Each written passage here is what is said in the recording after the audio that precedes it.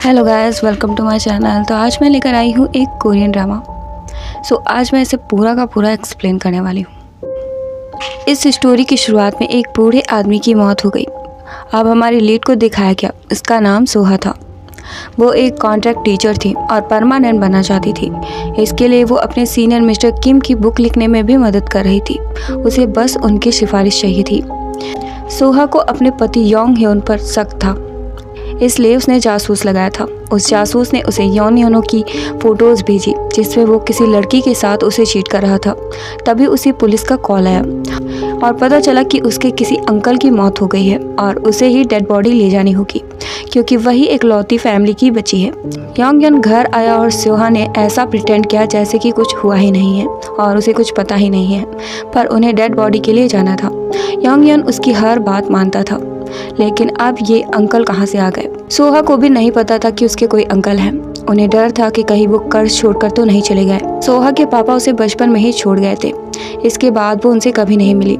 Song मिन इस case का इंचार्ज था। उसे लगा कि म्योंगिल की मौत मर्डर थी और वो इसकी जांच करना चाहता था। अब इंस्पेक्टर सॉन्ग जुन को दिखाया गया। वो म्योंगिल के घर गए और उन्हें वहाँ एक विल मिली। एक औरत भी मिली जिसे शायद उनकी मौत का पता नहीं था और उसे जानकर हैरानी भी हुई। सॉन्ग जुन से थोड़ा नाराज सा दिखता था। उसे गुस्सा आ रहा था क्योंकि सॉन्ग जुन उसके ऑर्डर्स फॉलो नहीं करता था। खैर, सोहा और योंग बॉडी को देखने पहुंचे और वो डेड बॉडी को लेना भी नहीं चाहते थे, लेकिन उन्हें पता चला कि म्योंगिल ने खानदानी कब्रिस्तान उन्हें दिया है। पुलिस को सोहा पर शक हो रहा था। खैर, वो बॉडी लेने को तैयार थे, लेकिन फ्यूनरल कैसे करना है ये समझ नहीं आ रहा था। तभी गांव का मुखिया किम सून वहां आया और बताया कि गांव वाले म्योंगिल का फ्यूनरल करना चाहते हैं। सॉन्गजुन ने फ्यूनरल के बारे में सुना तो वो वहां चला गया। वहां पर सब बहुत खुश थे। अचानक एक अजीब आदमी वहां आकर रोने लगा और सोहा को बताया कि वो उसका सौतेला भाई है। उसने सोहा को बहुत डरा दिया क्योंकि उसे भी कब्रिस्तान का हिस्सा चाहिए था। पुलिस को इन्वेस्टिगेशन में पता चला कि म्योंगिल की मौत थैलियम से हुई थी और म्योंग हो सच में सोहा का भाई था। दूसरी तरफ सोहा को अपना बचपन याद आया। उसके डैड उन्हें छोड़कर चले गए थे। सोहा की माँ किसी अमीर आदमी से शादी करने वाली थी क्योंकि उनका खर्चा चल पाना बहुत मुश्किल था। सोहा अपने डैड से मिलने गई और उसके डैड का एक बेटा भी था और वही म्योंग हो था। सॉन्गजुन एक खाली पड़ी बिल्डिंग में गया जहाँ उसे कुछ बैनर्स मिले और वहाँ बहुत सारा थैलियम भी था। किम सुन जल्द ही एक डीलर को लेकर आया। वो चाहते थे कि जल्दी से कब्रिस्तान भेज दिया जाए। उसके बाद सोहा मिस्टर किम की बर्थडे पार्टी में जाने वाले थे। वहाँ जाकर पता चला कि उन्होंने किसी और को परमानेंट प्रोफेसर बना दिया है। इधर सॉन्गजुन ने फाइल बनाकर स्टेशन में रख दी। सॉन्गमिन कुछ दर्दनाक यादों से जूझ रहा था और सॉन्गजुन भी। सॉन्गमिन ने फाइल देखी और उन्हें सब समझ आ गया था। स्टोरी ये थी कि किम ह्वान नाम का एक आदमी गोल्फ कोर्स क्लब खोलना चाहता था, लेकिन म्योंगिल कब्रिस्तान बेचने को तैयार नहीं हुए, इसलिए उन्हें थैलियम देकर मार दिया गया। जल्द ही किम सू को पकड़ लिया गया और उसने कबूला कि ये किम ह्वान का काम था। वो वहाँ क्लब बनाने वाले थे और उसे भी हिस्सा मिलने वाला था। जल्द ही किम ह्वान को भी पकड़ लिया गया।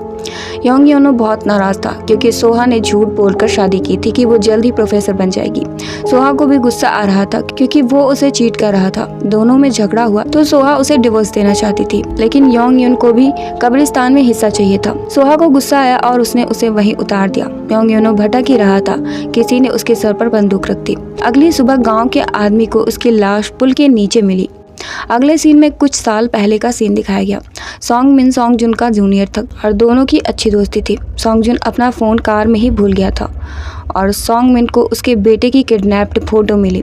वो वहाँ चला गया। अगले ही सीन में सॉन्गजुन का बेटा हथकड़ियों में था और वो अजीब तरह से हंस रहा था। प्रेजेंट में सॉन्गजुन को पता चला कि योंग योनो की मौत हो गई है और अब सोहा से पूछताछ चल रही थी। उसने वही बताया जो हुआ था। उसे पता चला कि उसे बंदूक से मारा गया था। शक सोहा पर जा रहा था क्योंकि उसके पास मोटिव भी था। सोहा को यकीन था कि ये काम म्योंग हो का था, लेकिन उसके खिलाफ कोई भी सबूत नहीं था। सोहा ने उसे देखा और वो उससे डर रही थी। इसके बाद पता चला कि पुलिस स्टेशन में स्टाफ कम होने वाला था। सीनियर भी सॉन्गमिन की फाइल देखकर समझ गए थे कि ये काम सॉन्गजुन का था। सॉन्गमिन को बुरा लगता था ऑफिसर्स बात कर रहे थे कि सॉन्ग मिन को ही हटाया जाना चाहिए क्योंकि सारे केसेस सॉन्ग जुन ही सॉल्व करता है। अब पहले की स्टोरी दिखाई गई। जब सॉन्ग मिन सॉन्ग जुन के बेटे को बचाने गया था तो उसने ही सॉन्ग मिन पर वार किया था और उसका बेटा गलत संगत में पड़ गया था। जब उसके साथियों को पता चला कि वो पुलिस ऑफिसर का बेटा है तो उसे बुली करने लगे। उसने शर्त लगाई थी कि वो अपने बाप को चाकू मारेगा, लेकिन उसने सॉन्ग मिन को सॉन्ग जुन समझकर वार कर दिया, जिससे वो हमेशा के लिए अपाहिज हो गया। सॉन्ग जुन खुद को दोषी मानता था, इसलिए वो सारे केसेस सॉल्व करता था। प्रेजेंट की जांच में पता चला कि गोली 30 साल पहले की थी। सॉन्ग मिन सॉन्ग जुन से बहुत नाराज था। उसने अपना गुस्सा उस पर निकाला क्योंकि उसे लगता है कि वो एक केस भी सॉल्व नहीं कर सकता और सॉन्ग जुन उस पर दया दिखाता है। म्योंग हो एक अजीब सी तांत्रिक क्रिया कर रहा था। सोहा बहुत परेशान थी और उसे याद आया कि उसके पापा के पास एक बंदूक थी। अब फ्यूनरल हुआ, डिटेक्टिव कांग भी वहां पहुंचे। उसने बताया कि सब बातें कर रहे हैं कि उसने ही अपने पति को मार दिया है। कांग उसे एक बिल्डिंग के बारे में बताना चाहता था जो बहुत अच्छे दामों में बिक रही थी। सोहा उस बिल्डिंग के मालिक से मिली जो उसे 300 करोड़ में बेचने वाला था, लेकिन उसके पास पैसे नहीं थे। दूसरी बात, उसे कब्रिस्तान मिला नहीं था। उस आदमी ने उसकी हर तरह से मदद करने को कहा। जब सोहा घर पहुंची तो उसने म्योनहो को देखा। उसने दरवाजे पर खून से एक तंत्र बनाया हुआ था, जिसे देखकर वो डर गई। उसे अपना बचपन याद आया। उसके पिता के साथ कोई संबंध क्रिया हुई थी। म्योंगहो को पूछताछ के लिए पकड़ा गया। उसने बताया कि वो अपनी बहन को बचाना चाहता है क्योंकि उसके साथ बुरा हो रहा है। उसके पास बुरी आत्मा है। सोहा बहुत डर गई थी। उसे पूरा यकीन था कि म्योंगहो ने ही उसके हस्बैंड को मारा है। उसने बताया भी कि उसके पापा के पास एक बंदूक थी और ये 30 साल पुरानी बात थी। वो गोली भी 30 साल पुरानी थी। सॉन्ग मिन तुरंत म्योंगहो से पूछने गया, लेकिन उसने मना कर दिया। उसके खिलाफ कोई सबूत नहीं था। म्योंगहो ने सोहा से बात करने की कोशिश की, लेकिन वो डर कर भाग गई। सॉन्ग जुन म्योंगहो से मिला और उसकी माँ के बारे में पूछा। उसे कुछ भी पता नहीं था, लेकिन उसे ये पता था कि उसके पापा की पहले से ही फैमिली थी और उसने वो तंत्र क्रिया किसी साधु से सीखी थी। सोहा परेशान थी। उसे फिर से पास्ट की याद आई। उसके पापा तंत्र क्रिया से परेशान होकर वहां से चले गए थे। सोहा जब यूनिवर्सिटी पहुंची तो उसने बुक्स बाहर रखी हुई देखी और पता चला कि किसी ने पोस्ट कर दिया है कि सोहा ने ही मिस्टर किम की बुक लिखी है। सब कुछ मुश्किल होता जा रहा था। उसने कांग को बुलाया। मिस्टर कांग सोहा को धोखा दे रहा था। दरअसल वो बिल्डिंग नीलाम होने वाली थी। वो जल्दी से उसे बेचना चाहते थे। सोहा को पूरी तरह से बेवकूफ बनाया जा रहा था। जब वो उससे मिली तो उसने सबूत इकट्ठा करने को कहा क्योंकि उसे यकीन था कि म्योंगहो के पास बंदूक है। वो बिल्डिंग का तभी सोच सकती है जब म्योंगहो जेल में जाएगा, इसलिए वो सबूत ढूंढने उसके घर जाने वाला था। कोई तो उसका पीछा कर रहा था। सॉन्ग जुन सोहा से मिला। उसने बताया कि म्योंगहो ने बताया कि उसके पापा उसे याद किया करते थे। सोहा को उनकी कोई भी अच्छी बात याद नहीं थी। वो ऐसे इंसान थे जो अपनी जिम्मेदारियों से भाग गए थे। म्योंगहो पर नजर रखी जा रही थी। कुछ लोग वहां आए और उसे एक लिफाफा दिया। इसके बाद सोहा मिस्टर किम से मिली। मिस्टर किम उसे गलत तरह से छूने की कोशिश कर रहे थे। इधर कांग म्योनहो के घर गया और वहाँ ताबीज़ ही ताबीज़ भरे थे। वहाँ उसे खून भी मिला, उसे पैसे भी मिले, एक बंद ड्रॉर में एक तस्वीर भी। वो सब लेकर निकला तो उसकी कार किसी चीज़ में फंस गई। जैसे ही वो निकल कर देखने लगा, किसी ने फायर करना शुरू कर दिया। कांग ने भीख मांगी कि वो उसे ना मारे, लेकिन उसे शूट कर दिया गया। उस किलर ने एक ताबीज़ जलाकर उसके मुंह में भर दिया। अब म्योंगहो वापस घर आया और उसे समझ आया कि कुछ तो हुआ है। उसे लग रहा था कि अगर उसे कब्रिस्तान नहीं मिला तो वो मर जाएगा। उसे वहाँ एक लेटर भी मिला जिसमें लिखा था कि सोहा मरने वाली है। सॉन्ग जुन ने तंत्र पर रिसर्च की थी और उसे पुरानी समन का पता चला। वो एक मंदिर जा रहा था। रास्ते में वो एक साधु से टकराते हुए बचा। जब वो मंदिर पहुंचा तो वहाँ कोई नहीं था, लेकिन वहाँ पर तंत्र क्रिया का सामान था। इधर सोहा को कांग के बारे में पता नहीं था। उसे एक मैसेज मिला। मिस्टर कांग उसे कहीं पर बुला रहा था। म्योंगहो वहाँ से निकला तो डिटेक्टिव उसका पीछा करने लगा। सोहा ने जब म्योंगहो को देखा तो वो डर कर भाग गई। वो पीछे छुड़ा ही चुकी थी, पर म्योंगहो ने उसे आगे से टक्कर मार दी। वो उसे बताना चाहता था कि वो मरने वाली है, लेकिन सोहा उससे बहुत डर रही थी। तभी इंस्पेक्टर ने उसे पकड़ लिया। म्योंगहो बार बार कह रहा था कि वो कब्रिस्तान पाने की कोशिश ना करे, वरना वो मारी जाएगी। सोहा के फोन में जो लोकेशन थी, लोकल पुलिस ने वहां पर जाकर देखा। उन्हें वहां पर कांग सिक की लाश मिली। इधर सॉन्ग जुन को मंदिर में एक साधु मिली। उसने वो टोटका दिखाया, लेकिन वो उसे पहचान नहीं सकती थी। वो म्योंगहो को भी नहीं जानती थी, क्योंकि उन्हें 10 साल पहले ही मंदिर मिला था, क्योंकि उनकी गुरु बीमार हो गई थी। उन्हें एमनीशिया था। सॉन्ग जुन उनसे मिलना चाहता था। इधर म्योंगहो से पूछताछ हुई, लेकिन वो पागलों की तरह बिहेव कर रहा था। उसे लग रहा था कि कब्रिस्तान की वजह से सोहा के साथ बुरा हो रहा है और वो बस उसे बचाने गया था। सोहा को कांग सिक की मौत का पता चला। उसके मैसेज रिकॉर्ड से ये पता चला कि उसने ही उसे वहाँ पर भेजा था।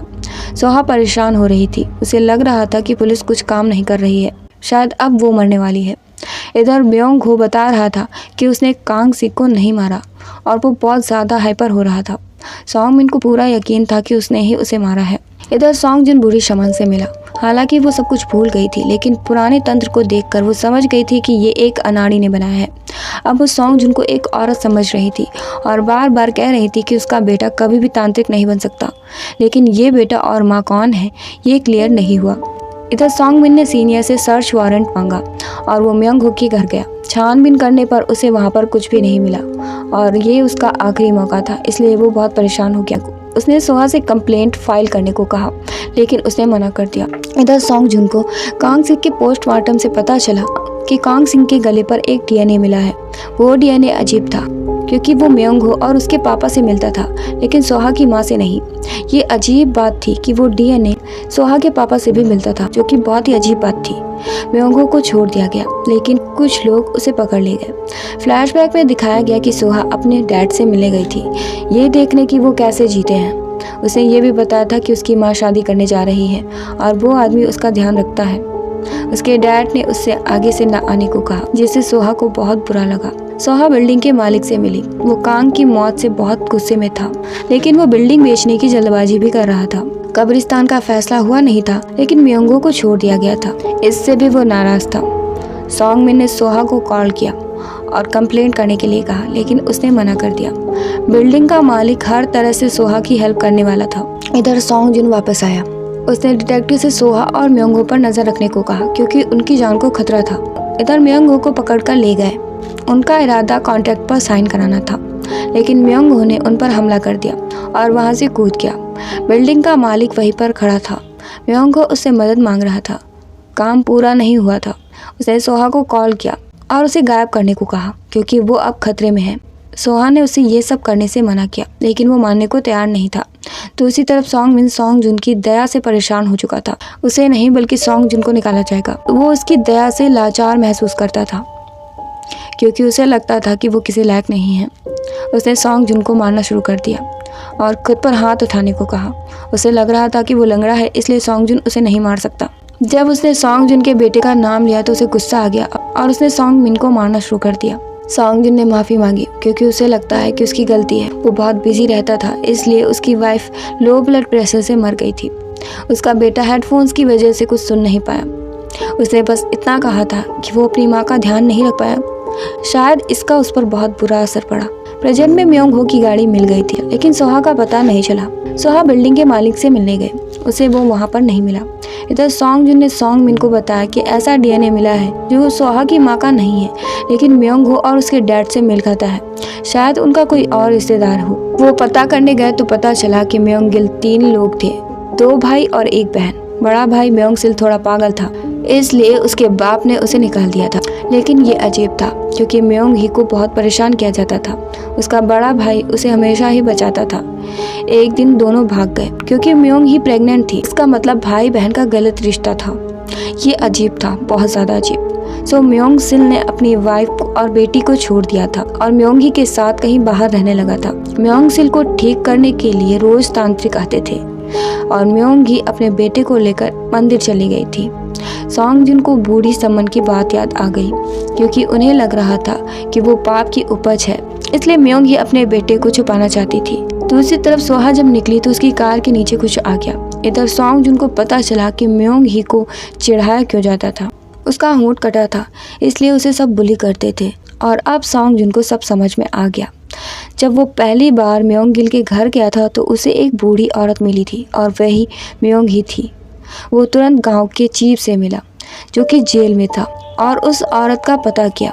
इधर म्योंग ही ने सोहा को पकड़ लिया था और वो उसे किसी अजीब सी गुफा में ले गए। जब सोहा को होश आया तो उसे पता चला कि वो उसकी बुआ है, लेकिन बुआ तो मर चुकी थी। सोहा जल्द ही समझ गई कि उसने ही सबको मारा है। उसने पूछा कि उसने सामने आकर बात क्यों नहीं की, मारा क्यों। म्योंग ही को कब्रिस्तान की क्या ज़रूरत थी, वो ये सब अपने बेटे के लिए कर रही थी। सोहा को अजीब लगा क्योंकि वो उसके पापा का बेटा था। तो उसका कैसे? म्योंगी ने बताया कि वो उसका और उसके पापा का बेटा है। सोहा को उस पर घिन आ रही थी। म्योंगी ने बताया कि क्या हुआ था। फ्लैशबैक में दिखाया गया कि जब म्योंग सिल के पापा को पता चला तो उन्होंने उसे मारा और उससे अपने परिवार का ध्यान रखने को कहा। म्योंगी की शादी तय हो चुकी थी, लेकिन वो लड़का धोखेबाज था। लेकिन म्योंगी के पापा फिर भी चाहते थे कि वो उससे शादी कर ले, इसलिए वो मरने जा रही थी। म्योंग सिल ने उसे बचाया और दोनों एक दूसरे के साथ रहे। सोहा बहुत हैरान थी और उसे घिन भी आ रही थी। वो सगे भाई बहन थे तो ऐसा कैसे कर सकते थे? वो हमेशा सोचती थी कि उनकी क्या गलती थी, लेकिन सच में वो सब खिलौने थे। म्योंगी को गुस्सा आ गया और उसने बंदूक तान दी। दूसरी तरफ पुलिस पते पर गई और वहाँ कोई नहीं मिला। इधर सोहा ने खुद को बचाने के लिए बता दिया कि म्योंग वो भी खतरे में है। अगर उसने नहीं कहा तो वो मारा जाएगा। दूसरी तरफ बिल्डिंग का मालिक म्योंग हो को बर्तन की भट्टी पर ले गया और वो उसे जलाने वाला था। इधर सोहा ने उसे कॉल किया। अब वो चाहता था कि वो भी वहां आ जाए और वो दोनों को ही जला दे। इधर म्योंगी सोहा को लेकर वहां के लिए निकल गई। जब सॉन्ग जुन को पता चला कि सोहा गायब थी तो उसने उसे कॉल किया, लेकिन म्योंगी ने कॉल कट कर दिया। जब उसने मैसेज किया तो उसने कॉल किया। सॉन्ग जुन ने बहाने से पता पूछ लिया। म्योंगी जब वहां पहुंची तो सोहा को बेहोश करके चारा बना दिया। बॉस को पता चल गया था कि कोई और भी आया है, इसलिए उसने जल्दी से उन्हें भट्टी में डाल दिया। म्योंग सोहा को जगाने की कोशिश में लगा था। इधर म्योंगी ने गाड़ी में आग लगा दी। जब वो बाहर निकले तो उसने फायर करना शुरू कर दिया। म्योंगी ने भट्टी खोलने की कोशिश की, लेकिन उसे खोलना बहुत मुश्किल हो गया था। एक आदमी ने उस पर पत्थर मार दिया और वो घायल हो गई। पुलिस आ चुकी थी। बॉस ने जल्दी से सब कुछ जलाने को कहा और वहां से निकल गया। सोहा को भी होश आ गया था। म्योंग ने उसका हाथ खोल दिया था और वो भट्टी से निकलने की कोशिश कर रही थी। तभी बाहर म्योंग ही अपने नाखूनों से ही दीवार को खुरच रही थी।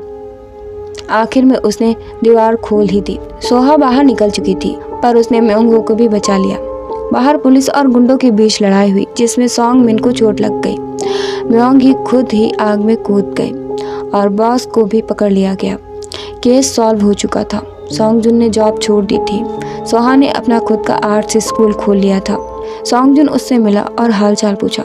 सोहा फिलहाल म्योंग हो से बात नहीं कर रही थी, लेकिन उसके पास कोई वजह भी नहीं थी और वो कब्रिस्तान बिल्कुल भी बेचना नहीं चाहती थी, क्योंकि वो उनकी खानदानी विरासत था। सॉन्ग जुन अपने बेटे से मिला और माफ़ी भी मांगी। आखिर में सोहा ने अपने पिता और म्योंग ही को दफना दिया और यहीं पर इस स्टोरी का एंड हो गया। Thanks for watching guys. Please like, share, comment and subscribe. मिलते हैं नेक्स्ट वीडियो में।